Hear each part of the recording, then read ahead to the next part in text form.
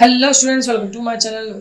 आज की वीडियो में हम लेकर आए हैं जेईई मेंस नीट का एक और अमेजिंग क्वेश्चन। इस क्वेश्चन के अंदर आप देख सकते हैं हमसे पूछा गया है the velocity of a particle decreases uniformly from 20 metre second inverse to 0 in 10 second as shown in the figure.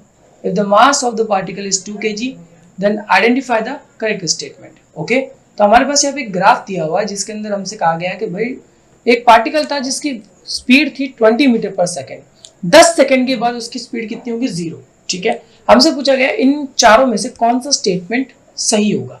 तो देखिए, जब भी मैं इस क्वेश्चन में कुछ कहना चाहूंगा आपको कि जब भी आपके पास ऐसा कोई क्वेश्चन आए जिसमें स्टेटमेंट हो और अगर उसमें लिखा हुआ ऑल ऑफ द अबव, तो सबसे पहले मैं आपसे यही कहूंगा कि इन चारों स्टेटमेंट को चेक जरूर कर लीजिएगा, क्योंकि यहाँ पर 90% प्रोबेबिलिटी होती है कि all of the above he answer होता है। तो इसको कैसे करेंगे, अब मुझे कैसे पता चलेगा कि भाई ऑल ऑफ द अबव, और मैं सारे स्टेटमेंट चेक कैसे करूंगा? देखिए, आप एक स्टेटमेंट चेक कीजिए, आपके सारे स्टेटमेंट अपने आप सामने आ जाएंगे। कैसे?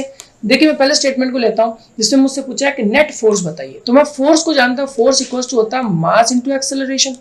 अब मास मेरे पास नहीं है, मास मेरे पास 2 kg दिया हुआ है, लेकिन एक्सेलरेशन तो नहीं दिया हुआ है। तो एक्सेलरेशन कितना होगा? a equals to v minus u by t. Initial तो मेरे पास, फाइनल वेलोसिटी तो मेरे पास 0 हो जाएगी, इनिशियल मेरे पास 20 हो जाएगी, टाइम मेरे पास 10 सेकंड दिया हुआ है। ग्राफ से देख लीजिए, ग्राफ से हमें वैल्यूज मिल गई, तो मेरे पास आंसर कितना आएगा? 2 मीटर पर सेकंड स्क्वायर। ये माइनस में आया, तो अगर मैं इसकी वैल्यू यहाँ रखता हूँ तो 2 मीटर पर सेकंड स्क्वायर अगर मैं यहाँ वैल्यू रखता हूँ तो मेरे पास आंसर कितना आएगा? माइनस का 4 न्यूटन। ये माइनस यहाँ पर ये इंडिकेट करता है कि फोर्स जो है वो नेगेटिव डायरेक्शन के अंदर अप्लाई हो रही है। ये माइनस का 4 हमारे यहाँ पे ये इंडिकेट कर रहा है, अगर आप ढंग से देखो तो इसका मतलब मेरा पहला स्टेटमेंट तो यहाँ पे प्रूफ हो गया कि भाई फोर्स कहाँ लग रही है? अपोजिट डायरेक्शन में लग रही है।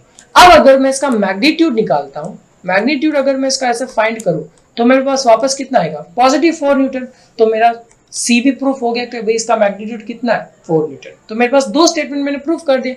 तो ऑब्वियस सी बात है तीसरा भी प्रूफ हो ही जाएगा। तीसरा कैसे प्रूफ होगा कि भाई मैं वर्क डन निकालता हूं, तो वर्क डन यहाँ पर 2 निकलेंगे, एक तो इनिशियल पॉइंट पर, एक फाइनल पॉइंट पर। तो इनिशियल कैसे लिखते हैं आपको अगर याद हो वर्क एनर्जी थ्योरम से, तो मैंने वर्क एनर्जी थ्योरम क्या होती है? के एफ माइनस के आई। इस बात को मैं पता है। तो मैं फाइनल, अगर आप फाइनल काइनेटिक एनर्जी को देख के तो पार्टिकल फाइनली आकर रुक गया, तो इसका मतलब वेलोसिटी कितनी होगी? 0। वेलोसिटी 0 होने पर काइनेटिक एनर्जी फाइनल कितनी हो जाएगी? 0। तो काइनेटिक एनर्जी इनिशियल कितनी होगी? Minus 1/2 m। मेरे पास 2 है। वेलोसिटी इनिशियल में कितनी थी? 20। तो 20 इंटू 20, 2 से 2 कैंसिल, तो आंसर कितना आएगा? माइनस का 400 जूल। तो इसका मतलब देखो, मेरा तीसरा स्टेटमेंट भी यहाँ पर प्रूफ हो गया।